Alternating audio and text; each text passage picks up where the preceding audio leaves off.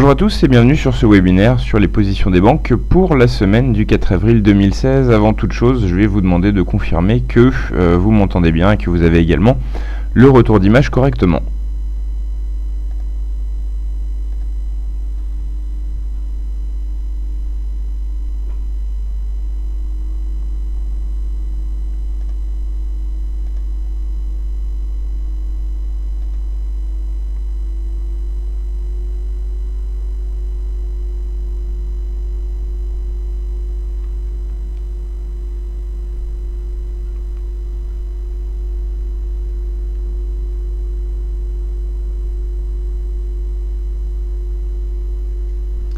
Très bien, alors on me confirme que le son et l'image sont ok, on va donc pouvoir démarrer. Pour ceux qui ne sont pas habitués à ce rendez-vous qui est un rendez-vous hebdomadaire sur la salle de trading DailyFX, déjà c'est un webinaire qui vous est présenté par professeurforex.com qui est partenaire de FXCM et on parle donc tous les lundis après-midi des positions des banques. On édite un service qui s'appelle le portefeuille des banques dans lequel on rassemble et on suit des positions et des conseils donnés par les grandes banques.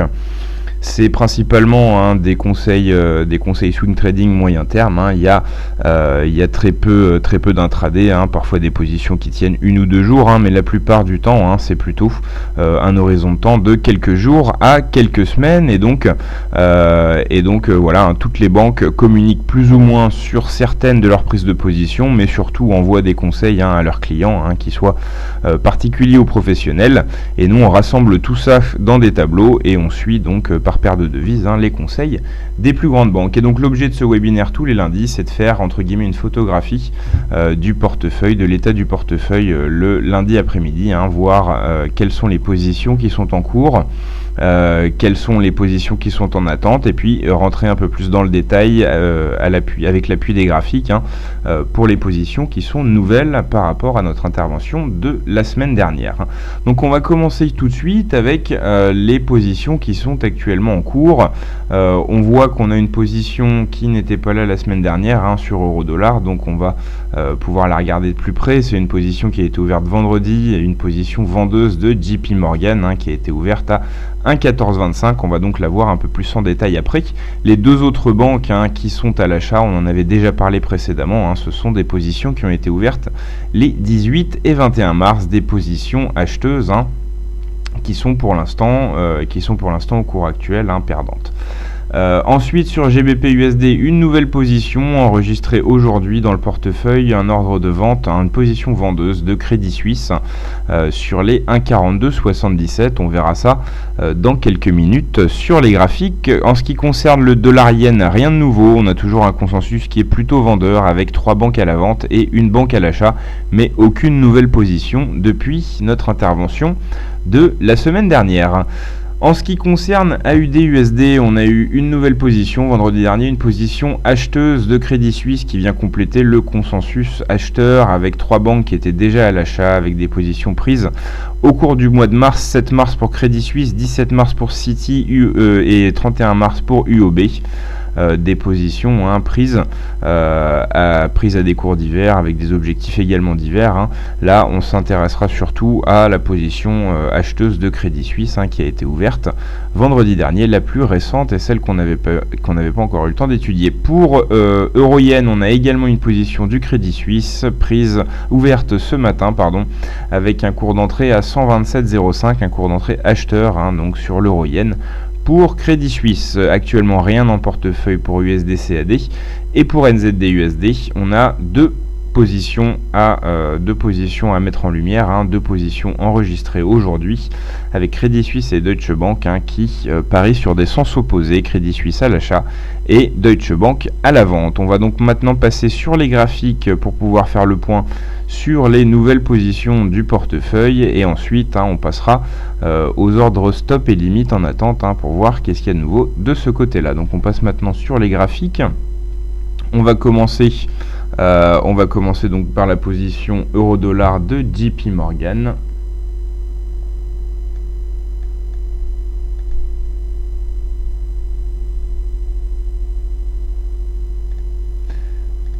Voilà, donc là actuellement On a l'euro aujourd'hui qui a été une bonne partie de la journée repoussé sur les 1,14. On a récemment testé les 1,14 et on est en train de descendre. Là on est sur les 1,1394. C'est un graphique 1 minute que vous avez sous les yeux. On va passer en données horaires pour notre étude. Voilà, donc JP Morgan est entré à la vente vendredi dernier à 1,1425.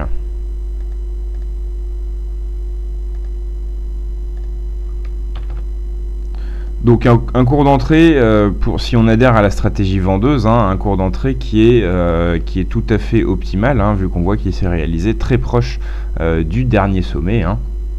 Donc voilà pour le cours d'entrée. En ce qui concerne l'objectif, il est sur les 1,0730. Une position de moyen terme, un objectif assez ambitieux, on est assez loin de l'objectif.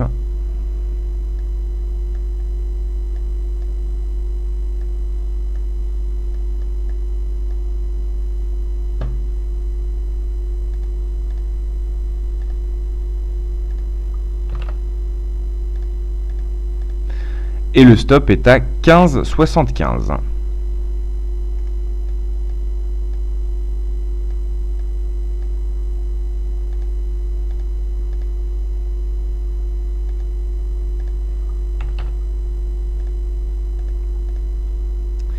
Voilà, donc comme on l'a dit, une position prise, une position vendeuse, prise proche des derniers sommets. Si on repasse pas au-dessus des derniers sommets, on pourra considérer que c'était donc effectivement un très bon point d'entrée. Alors voilà. En ce qui concerne le stop, on peut aller voir dans le passé si on voit quelque chose de net, donc il n'y a pas de justification graphique nette pour le stop. Pour l'objectif 1,0730, c'est un seuil qui a été visité au début du mois de janvier, c'est à peu près d'ailleurs les plus bas annuels. Là on pourrait dire que ça serait une belle position si elle se réalisait, vu qu'on a pris position proche des plus hauts annuels.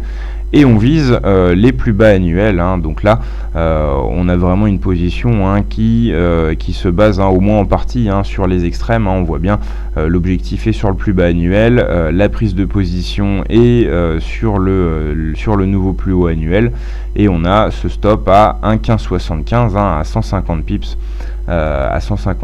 Du cours d'entrée, donc un objectif à 1,0730, une position de moyen terme qui pourrait mettre plusieurs semaines à se développer. Je le rappelle, de la part de JP Morgan, c'est une position qui a donc été ouverte vendredi dernier. On avait également GBP USD à étudier, avec une position enregistrée aujourd'hui de la part de Crédit Suisse, un ordre de vente à 42,77.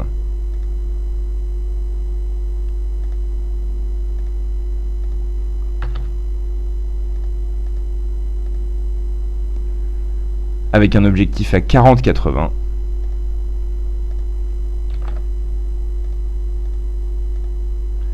Et un stop à 43,50.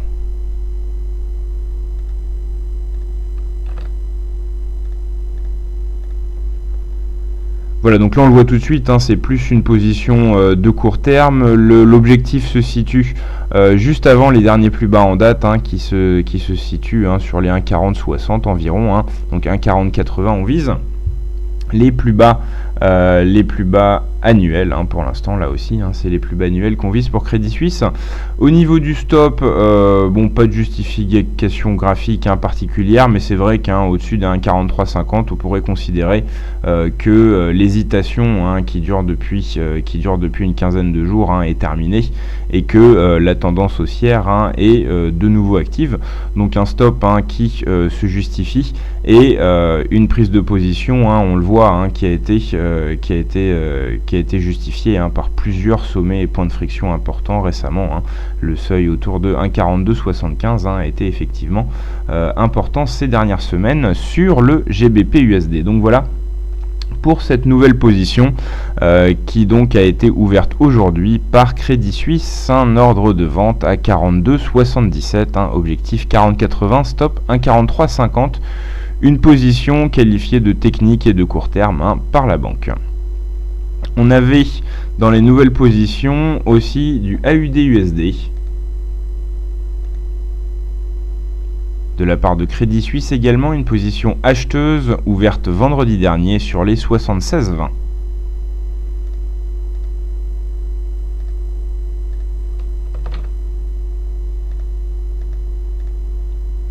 L'objectif est à 78,30.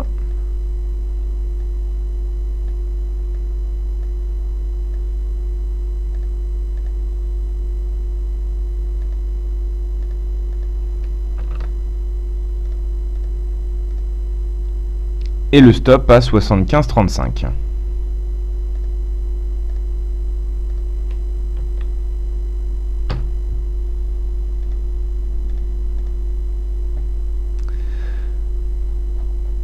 Voilà, donc je le rappelle, une position acheteuse de la part de Crédit Suisse. On est actuellement sur le cours d'entrée, donc une position à l'équilibre après avoir été gagnante, quelques heures. Un stop qui effectivement, on voit si on imagine la paire descendre sous les 75,35, on pourrait effectivement se dire que là, la hausse qu'on voit depuis un moment maintenant sur AUD/USD, on pourra considérer qu'elle est remise en cause pour l'instant et qu'on a une consolidation qui est peut-être à venir. Donc un seuil des 75,35 pour le stop qui me paraît intéressant.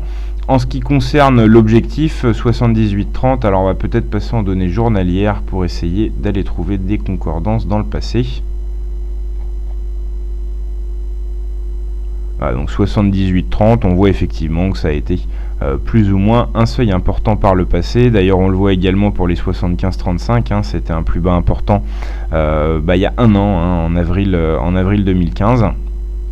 Et voilà, les 76,15, le cours d'entrée des 76,15,20 correspond également plus ou moins à des plus bas importants. Donc on peut essayer à partir de là de déduire la réflexion de la banque, mais on va repasser en données horaires parce que c'est une position qualifiée de court terme, donc il n'y a pas normalement à aller regarder le graphique journalier. Donc voilà, la banque a pris position à 76,20, on est actuellement sur les 76,15, donc la légère perte, mais la tendance haussière sur AUD/USD reste pour l'instant active, de ce qu'on peut en voir. Maintenant, on devait passer sur l'euro-yen avec une position enregistrée aujourd'hui dans le portefeuille, une position acheteuse sur les 127,05.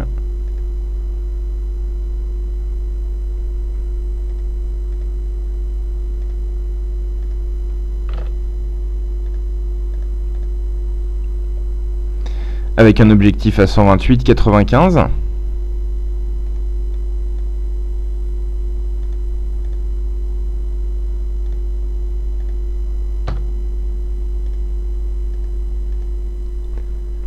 Et avec un stop à 126,62.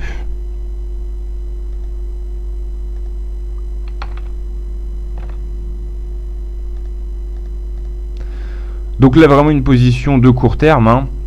On voit d'ailleurs que le stop a presque été touché. On s'est approché à 10 pips du stop aujourd'hui.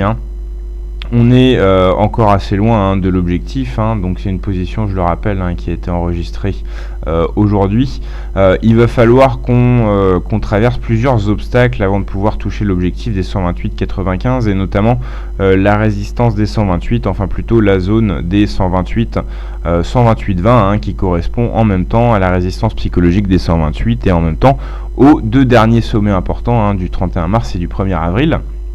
Donc disons que là, c'est une position qui part mal parce qu'on a frôlé le stop le premier jour de prise de position et en plus l'objectif est au-dessus d'obstacles qui paraissent assez importants pour une position de court terme. Ça semble effectivement un peu mal parti, mais voilà, c'était donc une position acheteuse enregistrée aujourd'hui de la part du Crédit Suisse. Pour terminer avec les positions en cours, avant de passer aux positions en attente, on va passer sur le NZD/USD. On a deux ordres à voir, deux ordres opposés. On va mettre la position acheteuse en vert et la position vendeuse en rouge.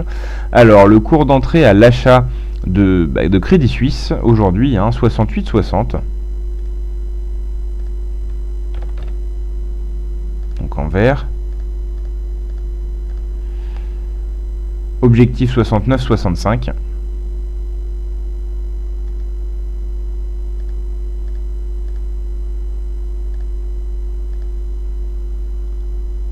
Stop 68,35.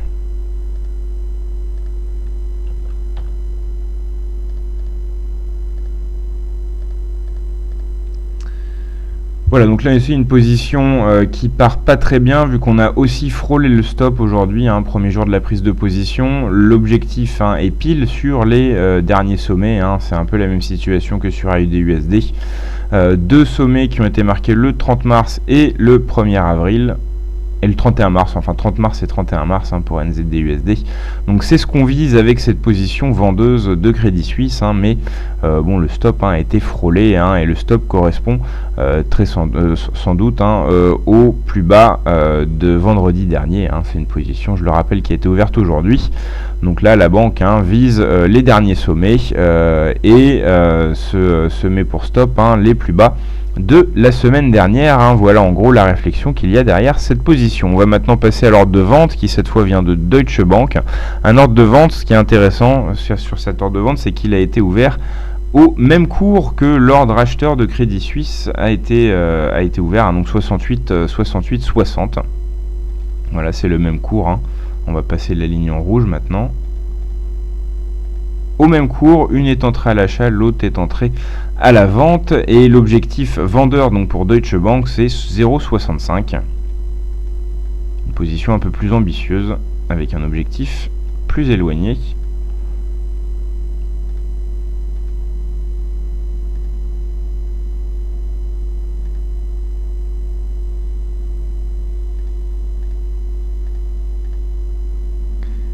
Et un stop à 0,6995.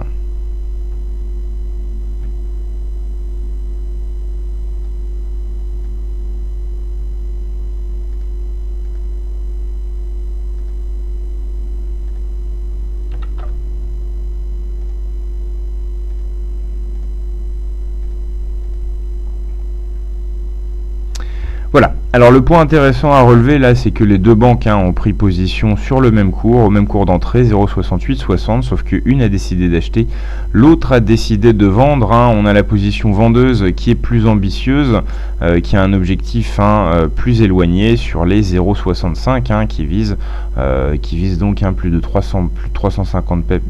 350 pips de baisse.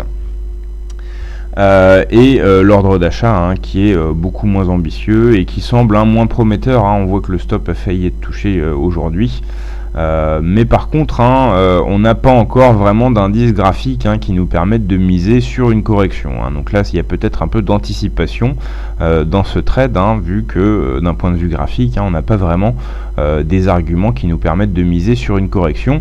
Mais d'un autre côté, la poursuite de la hausse semble également compromise. Donc voilà pour ces deux positions opposées. Alors quand on a deux positions comme ça opposées dans le portefeuille des banques qui en plus sont ouverts le même jour, il peut être intéressant d'aller faire un tour sur un outil qui est disponible pour nos membres. C'est le centre d'analyse des performances où on classe les banques par période et par paire de devises, etc. Là par exemple, on aurait pu essayer de voir sur quelques mois quelle a été la meilleure banque, la plus performante sur NZD-USD, si c'était Crédit Suisse ou Deutsche Bank, et choisir donc la position de celle qui s'est montrée historiquement la plus performante sur la paire. On a ce genre d'outil dans l'espace membre pour vous permettre de faire le tri parmi la masse de conseils qui est envoyée, notamment dans les cas où on a deux conseils opposés passés sur le même cours. Là, on peut aller étudier les performances et se poser la question, bon, historiquement, quelle est la banque qui a le plus souvent raison sur NZD-USD? Est-ce que c'est plutôt Crédit Suisse? Est-ce que c'est plutôt Deutsche Bank? Et là, on peut donc choisir si on se positionne à l'achat ou à la vente, si on suit le conseil acheteur ou le conseil vendeur.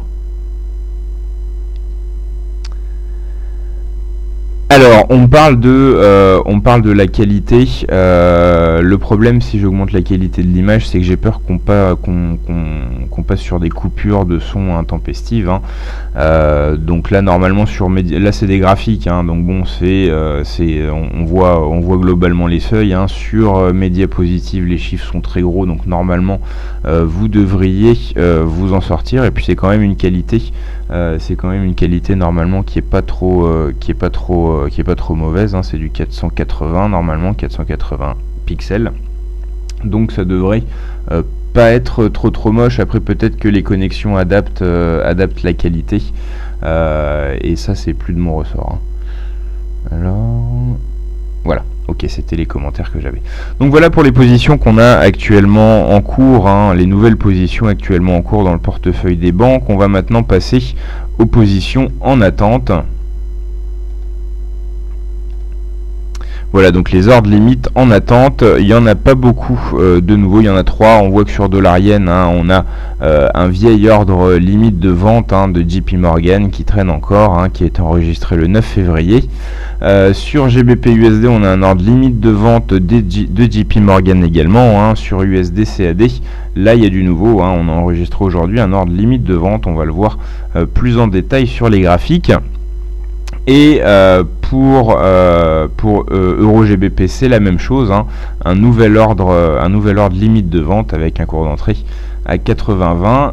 Et également pour USD CHF, hein, comme vous le voyez, une position et un ordre limite de vente, hein, enregistré aujourd'hui, un ordre limite de vente à 96,25, hein, donc de la part de Crédit Suisse pour le dollar contre le franc suisse. On va aller étudier ces positions sur les graphiques immédiatement.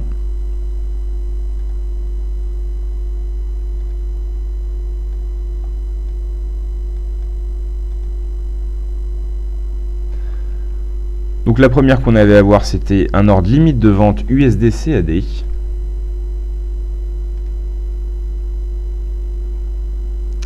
Donc c'est Crédit Suisse qui conseille de se positionner à la vente sur les 1,3140.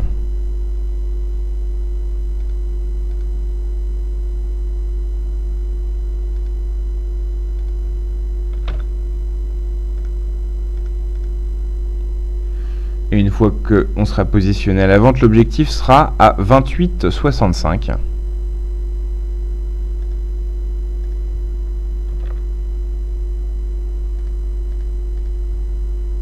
Avec un stop à 1,3210.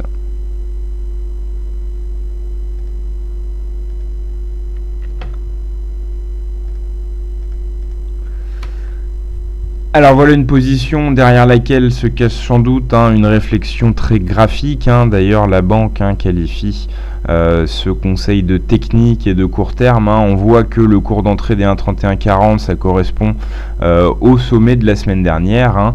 On voit que, je rappelle que c'est un ordre limite de vente, hein. On voit que le stop 1,3210, hein, correspond également à un seuil qui s'est révélé important par le passé, hein, notamment ici le 29 mars et ici le 13 mars, hein. Quant à l'objectif, hein, on voit que ça correspond au dernier plus bas en date, hein, à peu près, à quelques pips près, hein. Donc là, des arguments qui sont sans doute très graphiques derrière le choix des seuils, hein, sur cette position. Je rappelle le principe d'un ordre limite de vente, hein, c'est que là on est sur les 1,3041, le cours d'entrée est sur les 1,3140, hein, donc on attend que ça monte à 1,3140 pour se positionner à la vente et à ce moment-là viser les 1,2865 avec un stop à 1,3210, hein. Voilà donc pour ce conseil, cet ordre limite de vente de la part de Crédit Suisse sur USD CAD. On avait également Euro GBP à étudier avec un ordre limite de vente également, avec un cours d'entrée à 80,20.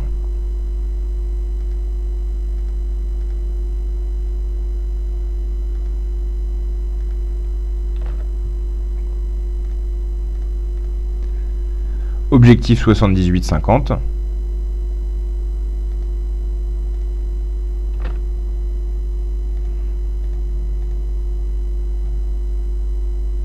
Stop 80,70.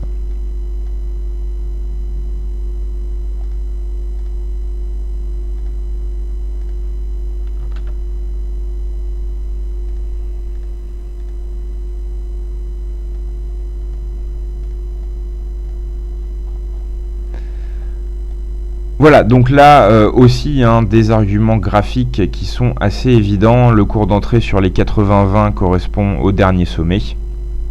Donc en gros, la banque estime que EuroGBP dépassera pas ces derniers sommets, mais qu'elle va aller les retester en allant sur les 80-20. À ce moment-là, il faudra se positionner à la vente pour viser les 78,50 avec un stop à 0,8070. Donc là, c'est clairement aussi un trade d'anticipation parce qu'on voit que, voilà, je remets le graphique à l'échelle. On voit que là, la tendance sur les derniers jours, elle est clairement haussière. Donc là, la banque anticipe un épuisement de la tendance et une correction sur les 0,7850. Mais avant ça, il va falloir qu'on aille retester les derniers sommets sur les 80-20. Voilà pour ce conseil de Crédit Suisse. On en avait un dernier à mettre en lumière, c'était un ordre limite de vente sur le dollar contre le franc suisse. Un ordre limite de vente avec un cours d'entrée à 96,25.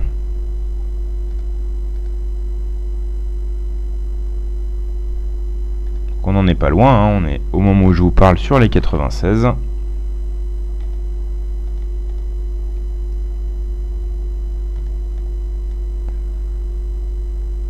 Un objectif sur les 94,85.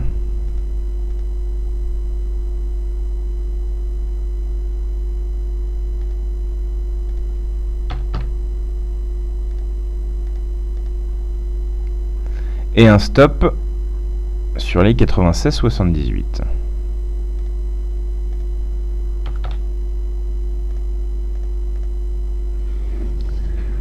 Voilà, alors là, contrairement au trade précédent qui était un trade d'anticipation où on anticipait une correction, là c'est un trade de suivi de tendance. On voit que la tendance est effectivement baissière depuis plusieurs jours sur USD CHF.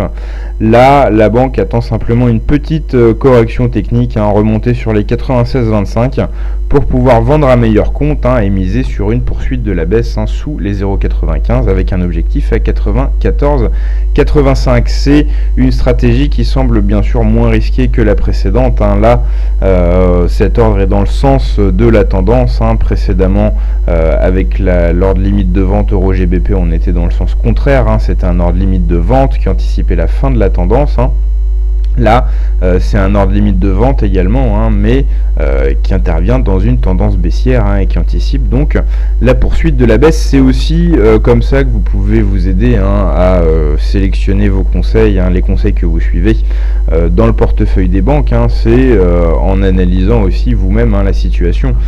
Si vous voyez que une position est peut-être un peu trop audacieuse, qu'une banque par exemple prévoit un retournement de tendance, alors qu'on est toujours sur une tendance parfaitement saine, là c'est peut-être une position qu'on doit suivre moins facilement qu'une position qui est dans le sens de la tendance.